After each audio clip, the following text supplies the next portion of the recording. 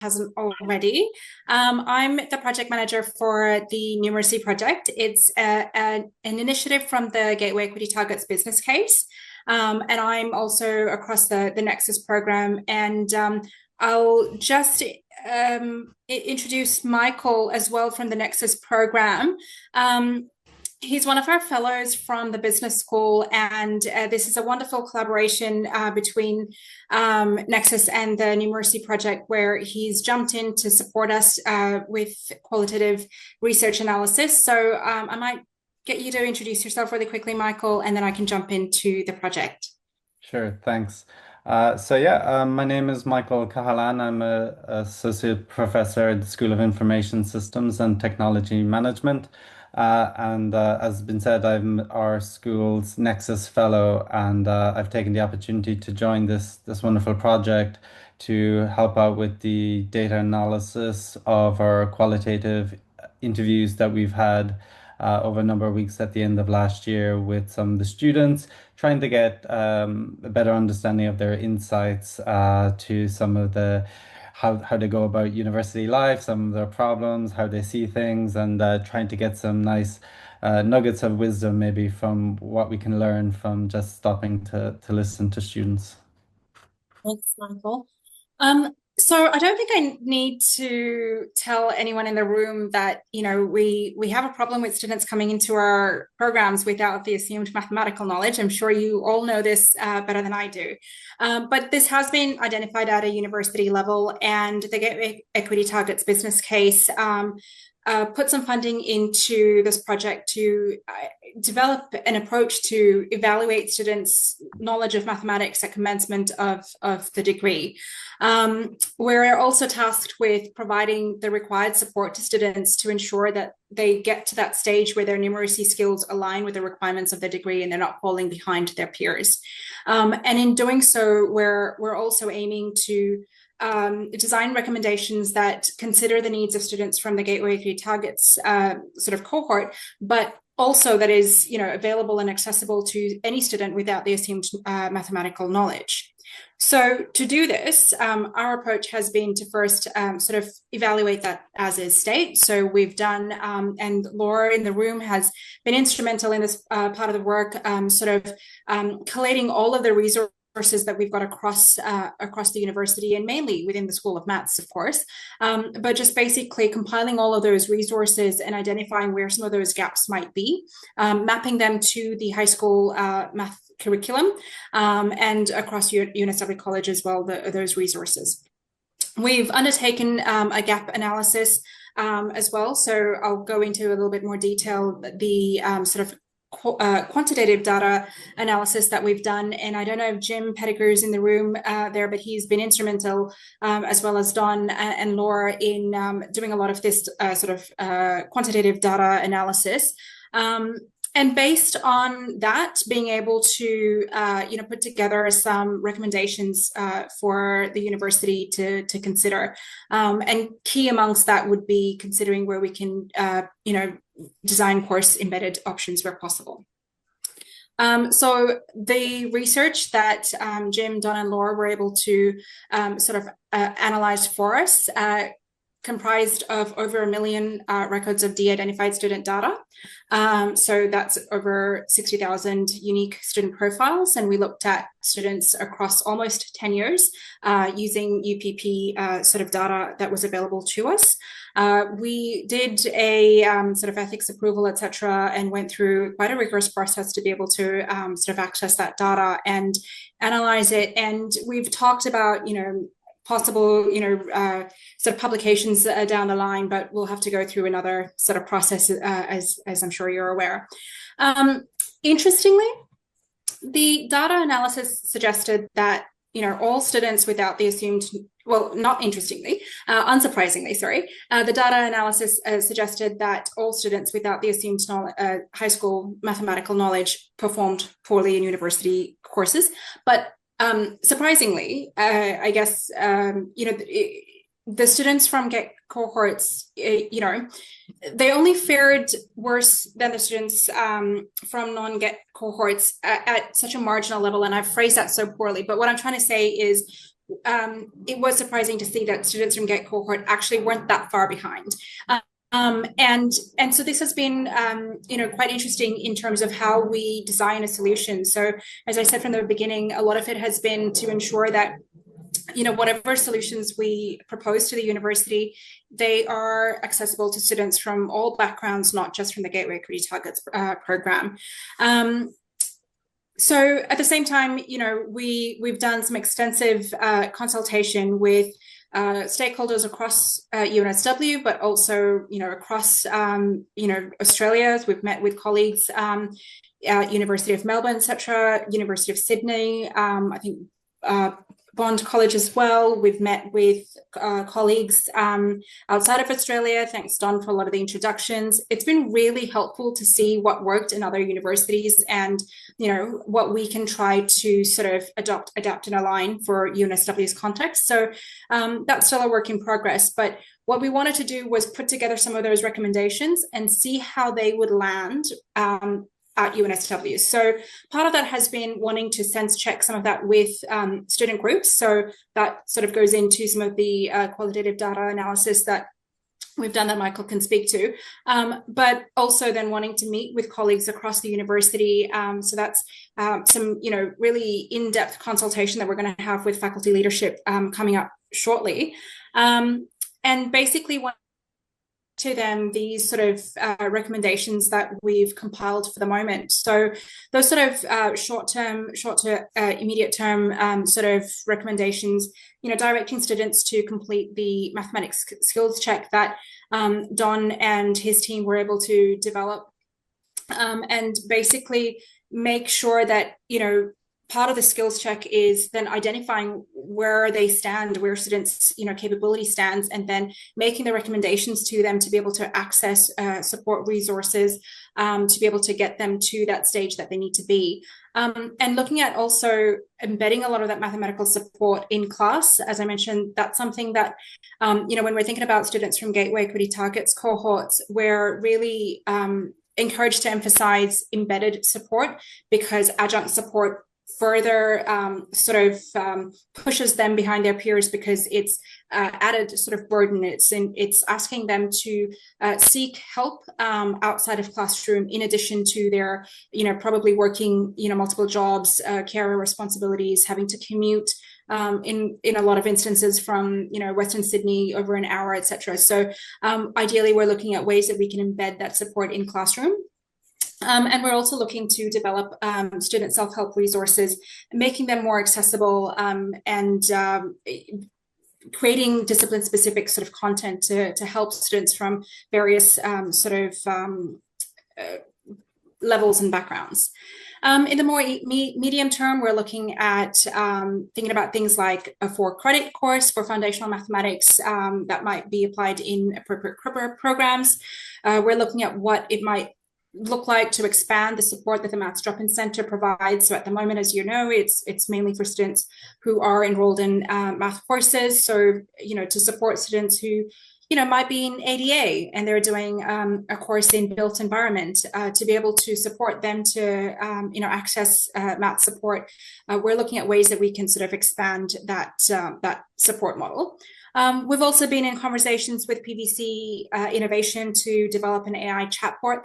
And again, Michael will be able to talk about this in more detail, but that's something that we're hearing from students that they're using, they're relying on, they're accessing. And so we would like to get on the front foot and provide a support, that sort of AI chatbot and support that I guess we have a little bit more control over, that's using UNSW content and discipline specific content where possible, etc. Another long-term solution, and this is, the way that the university pace is, it's going to be a long-term solution. But one of the things we've talked about is also outreach, math support to high schools. We're across some of the work that the UTS Wanaga program launched, and that was specific, I think, to engineering or STEM. But we'd like to see something emulated at UNSW specific to mathematics. So looking at ways that we can incorporate some of that outreach sort of work. We're across the work that the STEM outreach sort of working group are also doing. So looking at harnessing a lot of that, leveraging work that's already been done, collaborating with stakeholders across the university and outside, and looking at ways that we can sort of support long-term sort of outreach activities, PD for high school math teachers, etc., and build that sort of long-term sort of relationship and pipeline with schools from especially gateway target areas. Now, to go into the qualitative data analysis a bit more, I think I mentioned to you that after all of those sort of conversations we've had with stakeholders across other universities, we sort of noted down some recommendations. There are ways that we can embed a supporting class, for example, asking our academics to be able to share the sort of weekly program in advance, and aligning the content with any assumed knowledge, and aligning it with high school mathematic topics that students can then will be directed to, seeking help for that. So that's something that, our stakeholders from other universities have trialed, and it's worked. And so we wanted to try out some of these strategies, understand what some of the barriers to access are, understand what their needs are, what's their understanding of what already exists at the university, because we do already offer quite a bit of support. Do they know that? Have they accessed it? What's their response to it? So we put together three sort of sets of questions aimed at three different student groups. One were the students who have access to the engaged in whatever format the mathematics skills check that Don and his team developed. And then we also spoke with student ambassadors from equity cohorts, because they would be sort of providing that sort of mentorship to students from equity cohorts. And we also spoke with past leaders to understand what kind of questions they get and their experiences, etc. So the analysis was quite, it was really, I think, really valuable for us to hear some of that insight from students, make that sort of connection, let them know that we're genuinely seeking their input into our design, genuinely wanting their sort of input to improve the support and the services that we provide to students. I think there were some things that we probably kind of thought, okay, we knew that. Yeah, thanks for confirming that. And there were so many things that were just, it was really new and really helpful to hear. And that's sort of informed our sort of direction. So I'm going to just let Michael speak to the next, and just let, I don't know if I can share the sort of keyboard, or just let me know, Michael, when you want me to hit next. Sure. Thanks. So that brings us to maybe some of our insights here, our early insights with our data analysis. So at the end of last year, we've begun doing those interviews with a select number of students, and maybe hopefully we'll continue that throughout this year with more data along the way. But I just wanted to take a few minutes today in our presentation just to discuss some of those kind of insights that seem to be shining through. So the first thing I just want to mention is, even though I've worked here at UNSW since 2012, and I've taught many students and classes and developed courses and curriculums and all these kind of things, the idea of just stopping to listen to students somehow never really occurred to me in this way before. It's something that I haven't done in my own faculty of information systems. Just listening to a student for an hour, going through a dozen questions, trying to understand what exactly it means to be a student in 2025, 2026. We might be experts in our various areas and our disciplines, but are we really experts in understanding our students and how they approach university and how they are approaching our classes and things like that? So for me, I thought I was just getting involved in qualitative data analysis using my NVivo software to, code some transcripts. But I think it became obvious very quickly that it was a lot more than that, that just by stopping and listening to students and hearing, as was said, some of the stuff might sound so obvious, or we've discussed it as academics ourselves or staff ourselves, but to actually hear it from students' own mouths of their experiences and how their own reflection. And I think that students actually really appreciate an academic member of staff just stop and talk to them for an hour and ask them some questions about how they see things and really interested in their opinions. So it kind of turns the table in terms of their interaction with academic staff. Normally they go to the staff for the answers to questions or to learn something. But in these one-on-one conversations with students, it really turns that and flips that around. And the student is very passionate, that we've seen, to tell us everything about their experience here on campus and how they're experiencing their courses and their reflections on various things, whether it's AI or whatever. So I just want to talk through kind of 5 points very quickly. One, and some of these, as we said, are maybe obvious to many of us. So there was this idea that the requirement of assumed knowledge for a course is fairly recognized, but it's also seen as sometimes being quite vague. So one student in particular mentioned that, early on in the course, the staff said, well, you have to revise basic mathematics or basic statistics without any actual detail being provided about what exactly that meant. And so knowing that something must be assumed to participate in the course is not quite the same of knowing exactly what topics matter and when in the course they're really going to use those skills, right? Is it going to be the start, the middle, or towards the end? And how will they be used in the assessments? So if you go to the next, you can click on, I guess, the next few points there on the slide. Um, Zainab, if you can just, yeah, cool. So the idea here is specify the assumed knowledge, give it give it the time that it deserves. Um, Again, it was kind of mentioned that it was almost like an offhand comment in one of the early lectures, but actually taking the time to provide details to students of exactly what knowledge is required in this course and where that's going to be used can really help students prepare and really help them to go back, do the revision work, etc. We can flick through the other points on this slides. I've just provided some quotes that people in the room can read as well, but you can, yeah, so there's a quote there from this student. We can go to the next point. So the second point is prime mathematics background shapes confidence, maybe more than the course difficulty.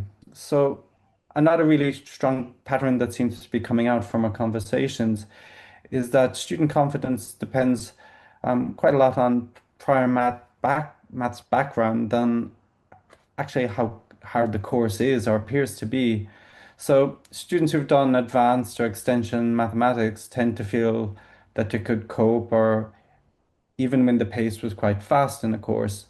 But then those same students were very aware that their friends in the class without that background were struggling more. Particularly students from schools where advanced mathematics was not even offered. So what is important here is students themselves recognize that there's an equity issue here in the classroom.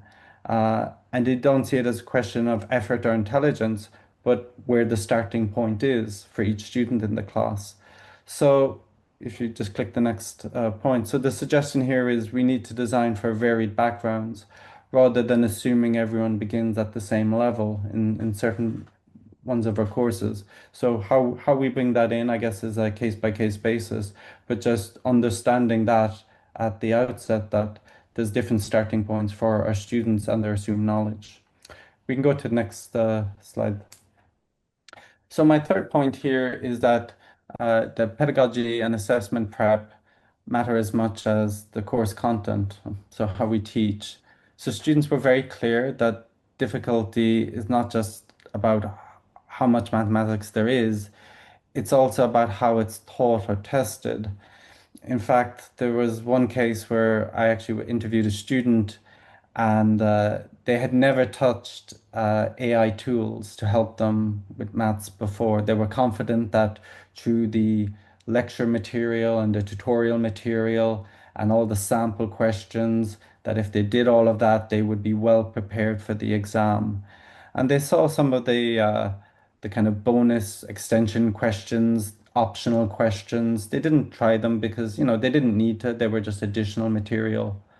But they learned that when they saw a sample exam, that actually those optional questions weren't so optional, that they were actually fundamental in order to be able to ace that exam. And so there was a huge disconnect that sent a student into a bit of a spiral. And the next day they picked up ChatGPT to start helping them prep for their mathematics in that course. So this expectation had shifted without much warning, and that shift is where the difficulty emerged. So if something is truly optional or bonus material or the extra tough question, if that's then going to be actually assessed in the exam at the end, then that needs to be very clear to students and not just seen as this kind of additional content. So the key recommendation here is to align the pedagogy and assessment so that practice actually prepares students for what they truly will be assessed on later in the term. So the next point is number four, and I see we have a few minutes now before lunch, so I'll just get through these last 2 points. So students use AI cautiously and fairly pragmatically, um, but sometimes it can cause a bit of overconfidence. So when we asked them about their use of AI, it was a little mixed, but they described using tools like ChatGPT mainly to help develop mainly to help explain a step that they didn't quite understand, or maybe something that was discussed in a lecture or tutorial, or to sense check their own thinking. But at the same time, they were very clear that AI often gets numbers wrong and cannot be trusted without checking and double checking. So most of the students we asked this about, they said they would always verify outputs against lectures, tutorials, and peers. So AI is not seen as replacing any mathematical reasoning or getting the answer. It was largely seen as this extra support tool. And that was quite interesting. And we did have one or two students who absolutely felt that they loved it. It really helped them, but it seems that that caused a bit of overconfidence in their own ability of what they actually truly understood without using the tool. And then we had two other cases where students were almost terrified to use it because they thought that they would, quote unquote, get addicted to using it. So I think really here the point is that the value of framing AI as an assistive tool and just talking openly with students about its appropriate use rather than ignoring it or banning it, just having active conversations with your students in your class about the use of AI and just realizing it's an extra tool that can be there for support and that, it can be helpful at times, but in that it does have limits. And then my fifth point here is that informal peer support, so friend groups, carry much of the learning load. And mathematics can be a social learning activity. So I think one area of these interviews where students were really passionate is when they were talking about those moments in between classes where they're just talking with their friends. They're talking about solving a problem. They're nerding out about how fun it is to try and solve something or arguing on an approach to solve an issue. They also noted that it's much easier to make friends at the beginning of university, term one, year one. And actually, one or two students mentioned that that was their main friend group then for the rest of their time so far at university. So the ability not to talk to their lecturer or their past tutor or their tutors or any of these things, but to talk to their classmates and their friends, their friend group, their circle, and to make it something that they do as part of their time here at UNSW, which is to talk about mathematic problems with their friends. And so having students engage in conversations, mixing them up in different groups, getting them to mix in that classroom or tutorial setting, to get to know more people in the class so they have more people to talk about these things with, rather than a narrow friendship group, a social group, peer group, trying to help them expand that, particularly early on when they're just coming out of high school, coming into university life, and they're really open to that experience. So the recommendation here is, making peer learning visible, supporting these informal networks in your class, encouraging students to talk about mathematics and solve problems together, again, as a social learning activity. So my last point, and we're right on the hour, is just go and listen to your students. So this is not about models, policies, frameworks, big surveys, no dashboards, no huge initiatives. We can do quite a lot. And if you just click the final few points there on the slides. So I gave myself this challenge this year. So 10 hours talking to 10 students over the next 10 months. That's one student a month. Just sitting down, whether it's on Teams, Zoom, on campus with a coffee, and just listening to them. Again, no big concepts, no reform agendas, just listening to 10 students this year. So finally, listening just shows us how students are really learning, not how we think they are learning. And I think we could all be better educators if we just stop and listen to our students. So that's the insights that we've had so far. We're going to continue our analysis. We're going to continue to discuss it as a team, hopefully collecting more data, more insights to help us refine these recommendations, build on them, and hopefully improve the experience that students have at UNSW. Thanks. I appreciate taking the time, and I'm 2 minutes over my time here. I'm sure you're all looking forward to getting to lunch. So with that, that's it from me.